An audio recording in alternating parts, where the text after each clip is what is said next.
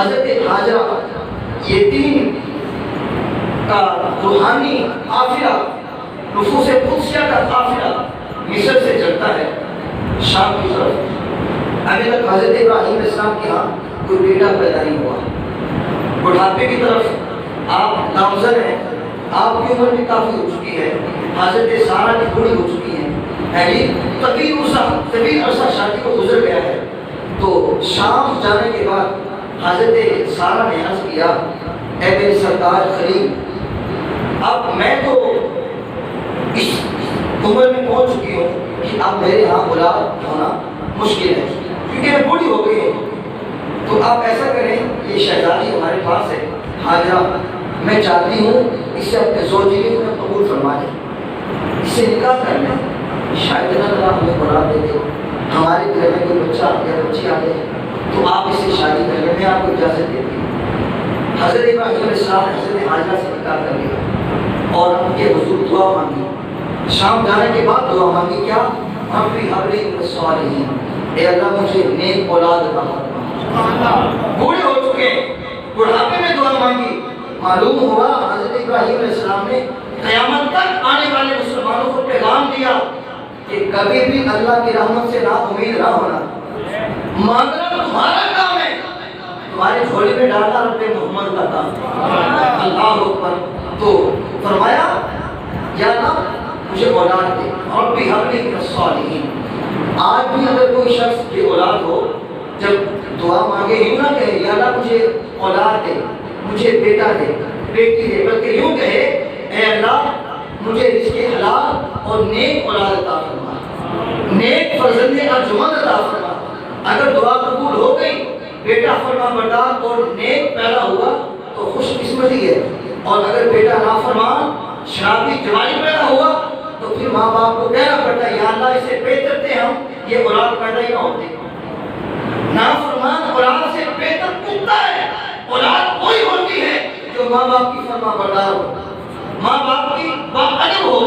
جب بھی اولاد مانگو اللہ تعالیٰ سے نیک اور صالح اولاد کا، اس کی بارگاہ میں سوال کرو، عرض کیا ہے مالک مولا مجھے نیک اور صالح اولاد عطا فرما۔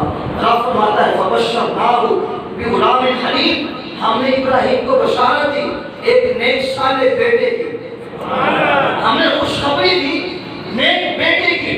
جناب ابراہیم علیہ السلام کو اللہ تعالیٰ نے حضرت حاجرہ کی شکل اطہر سے حضرت اسماعیل جیسا بردبار، اطاعت گزار، حلیم القلب، ایسا نیک اور صالح چاند جیسا بیٹا عطا فرمایا ہے جی۔ جب حضرت اسماعیل علیہ السلام پیدا ہوئے آپ کی عمر کتنی تھی؟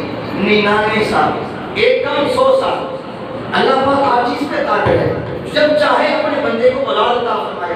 تو اس میں نہ بندے کا کمال نہ عورت کا کمال، یہ تو اس مالک کی مرضی ہے، چاہے اولاد جوانی میں دے چاہے بڑھاپے میں دے، یہ اس کا کمال ہے، اس لیے اسے ہر وقت دعا مانگتے رہنا چاہیے۔ اللہ اکبر۔ تو اللہ نے بڑھاپے میں چاند جیسا بیٹا دیا، اور بیٹا پیدا ہونے کے بعد امتحان شروع ہو گیا۔ اور آپ جانتے ہیں کہ اللہ کے پیغمبروں کا امتحان بڑا سخت ہوتا ہے۔ ادھر بیٹا پیدا ہوا، تفاصیل میں آتا ہے ایک دن آپ حضرت اسماعیل سے پیار کر رہے تھے، ظاہر ہے اللہ پاک نے 100 سال کے بعد بیٹا دیا، وہ بھی چاند جیسا، حضرت اسماعیل جیسا، آپ نے گود میں لیا ہوا، پیار کر رہے ہیں جی، پیار کر رہے ہیں، غیرت الہی جوش میں ہے جی۔ کہا ابراہیم ہم سے پیار کرتے ہو بیٹے سے پیار کرتے ہو؟ کہا مالک تجھ سے پیار کرتا ہوں۔ کہا تیرے نام پہ ہزاروں اسماعیل قربان، مالک تیرے نام پہ ہزاروں اسماعیل قربان۔ کہا پھر ایسے کر، اٹھ اپنے اس بیٹے کو بھی اور حاجرہ کو جاؤ جنگلوں میں چھوڑو، گھر سے نکال دو، جنگلوں میں چھوڑو۔ اب مختصر کرتے ہوئے حضرت ابراہیم علیہ السلام نے اپنی زوجہ حضرت حاجرہ کو پیچھے بٹھایا، حضرت اسماعیل کو بٹھایا، شام سے نکلتے ہیں اور عرب کے صحرا کی طرف چلتے ہیں، جہاں اب بیت اللہ شریف ہے، اللہ کا گھر ہے۔ جب وہاں پہنچے تو فرمایا اے حاجرہ اترو، اتار دیا۔ حضرت حاجرہ نے سوچا کہ شاید ہم نے یہاں کچھ دیر آرام کرنا ہے، تھک گئے ہیں، آرام کے بعد پھر آگے چلیں گے۔ لیکن حضرت ابراہیم نے حضرت حاجرہ کو اتارا اور اپنی سواری کا رخ موڑا اور واپس شام کی طرف چل دیے۔ حضرت حاجرہ دوڑی جا کے پلو تھام لیا، کہا ابراہیم کی گھر ہمیں اس کے سپرد کر کے جا رہے ہو، ہمیں یہاں کس کے پاس چھوڑ کے جا رہے ہو؟ ابراہیم علیہ السلام خاموش، کہا ابراہیم کہاں جا رہے ہو؟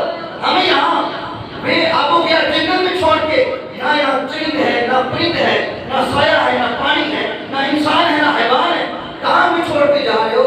آپ چپ۔ تیسری بات حضرت حاجرہ نے کہا اللہ امرک بہذا، کہ اللہ تعالیٰ کا یہی حکم ہے کہ ہمیں یہاں چھوڑ کے چلے جاؤ؟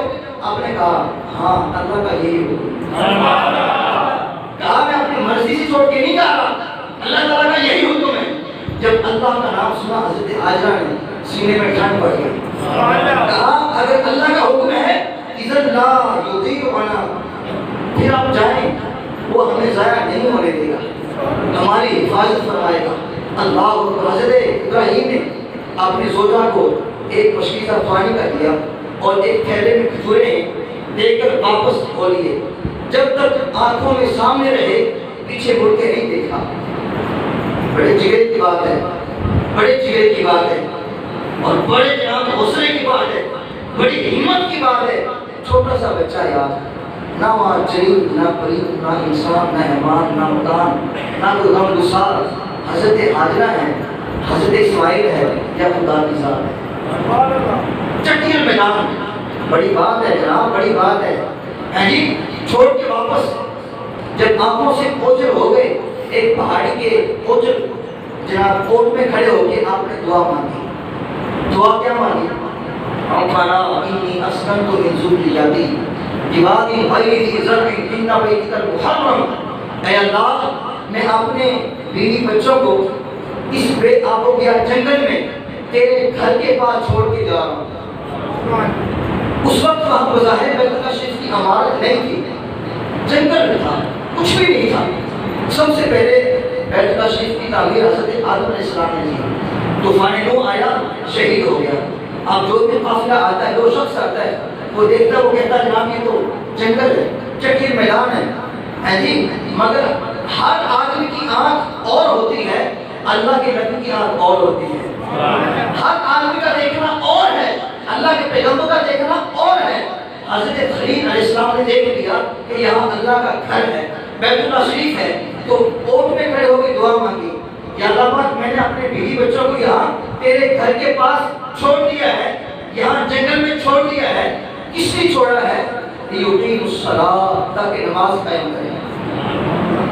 فاجعل افئدۃ من الناس تهوی الیہم، اے اللہ لوگوں کے دلوں کو اپنے اس گھر کی طرف پھیر دے، تاکہ اس کی زیارت کے لیے آئیں، تاکہ اس کے طواف کے لیے آئیں، یہاں عبادت کے لیے آئیں۔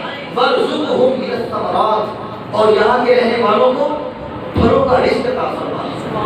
اللہ اکبر۔ بات کو بالکل مختصر ٹائم ختم ہو چکا ہے، یہاں کے رہنے والوں کو پھلوں کا رزق عطا فرما۔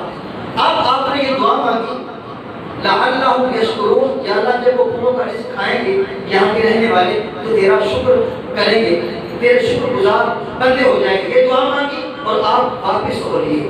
اب